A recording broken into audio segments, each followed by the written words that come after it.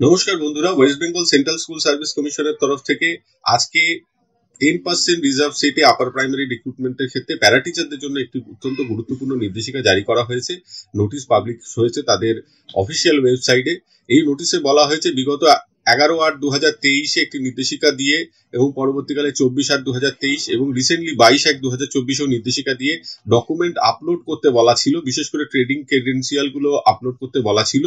সেদের শেষ হচ্ছে কিন্তু বিগত 5ই ফেব্রুয়ারি 2024 এবং যারা সাকসেসফুলি ডকুমেন্ট আপলোড করতে পেরেছেন তাদের কিন্তু ফিজিক্যাল ডকুমেন্ট ভেরিফিকেশনের জন্য এসএসসি রিজিওনাল অফিসগুলোতে ডাকা হচ্ছে।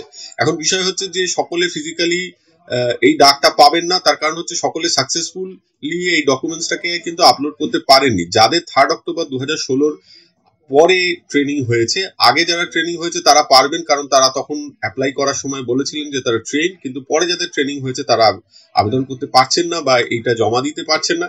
এ বিষয়ে একটি কেস হয়েছে, সে সম্পর্কে ভিডিও আমি যথারীতি করেছি এবং বেশ কিছু আপডেট এবং কিছু তথ্য আমি স্টাডি করে জেনেছি, সেটা আপনাদের সাথে খুব শীঘ্রই ভিডিওর মাধ্যমে শেয়ার করব। আপাতত এই ভিডিওর বিষয়ে আসি। যারা এই ভেরিফিকেশন প্রসেসে পার্টিসিপেট করবেন, অংশগ্রহণ করবেন, তাদের পক্ষে কিন্তু কোনো অধিকার তৈরি হবে না যে তারা চাকরিটা পাবেনি।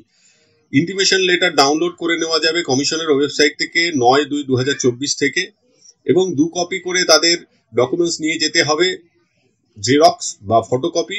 সেগুলো হচ্ছে মাধ্যমিকের অ্যাডমিট কার্ড থেকে শুরু করে মাধ্যমিক, এইচএস, গ্র্যাজুয়েশন, মাস্টার ডিগ্রি এবং ট্রেনিং কোয়ালিফিকেশন হিসাবে বিএড বা ডিএলএড যা আছে তার 2 কপি করে নিয়ে যেতে হবে। সঙ্গে আধারের 2 কপি জেরক্স নিয়ে যেতে হবে। Recent colour passport size photo নিয়ে যেতে হবে এবং অরিজিনাল গুলো নিয়ে যেতে হবে।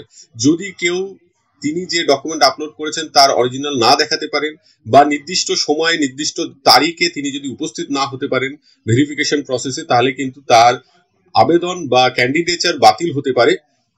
এবং ডেটগুলো দিয়ে দেওয়া হয়েছে, যেটা ইস্টার্ন জোনের ক্ষেত্রে 15 থেকে 17, ড্যাশ দেওয়ার মানে 15 আর 17 না, কমা দিলে বুঝতাম 15 আর 17, এই ড্যাশ দেওয়ার মানে কিন্তু 15, 16, 17, 21, 22।